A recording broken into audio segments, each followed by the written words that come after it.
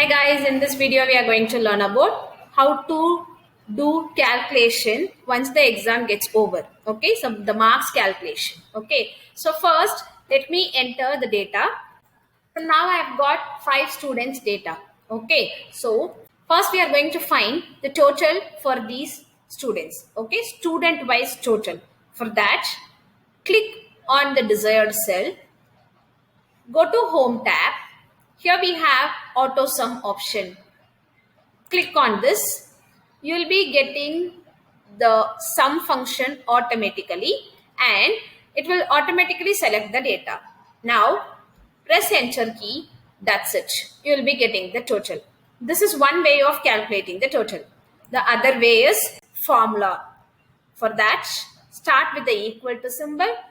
Click on the first mark. Use plus symbol. Click on the second mark. Now press enter key. You will be getting the answer. Okay. So here in this cell we can see only the answer, and here in the formula bar you can see the formula for that particular cell. Now this is formula and the sum is a function, right? And if you wanted to fill the same formula for all the subsequent cells, click on here at the bottom corner of the particular cell and drag it. The same formula will be copied automatically to all the cells. So this is using formula. Next, I am going to find average. We are going to use function over here. Go under Home tab.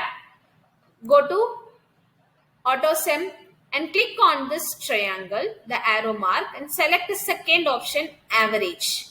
It will automatically select the numbers, but it is including even the total. But I need to calculate only for these two marks, subject marks. Now I'm just selecting this two. You can see it is D4 and E4. D4 and E4. Now press enter key. You will be getting the average. This is student wise average. Now I'm going to find who is the topper and who has got the lowest mark. That is for subject wise. Now for the first subject, I'm just typing as topper. Now we are going to use another function for this. Go here to Auto Sum, select the option maximum. It will automatically select the cell. It is including even this blank cell. So I'm just selecting the particular cells which has the value. Now I'm pressing enter key. I'm getting the topper automatically. Now for this subject 2, you no need to type the function again. Click and do like this. This is called autofill option. So the subject topper we have got. Now who's the lowest mark? Who has got the lowest mark? Again, we are going to the functions and select minimum and select the range. Press enter key. So this is the lowest mark of this particular subject, and I'm just dragging it using autofill option.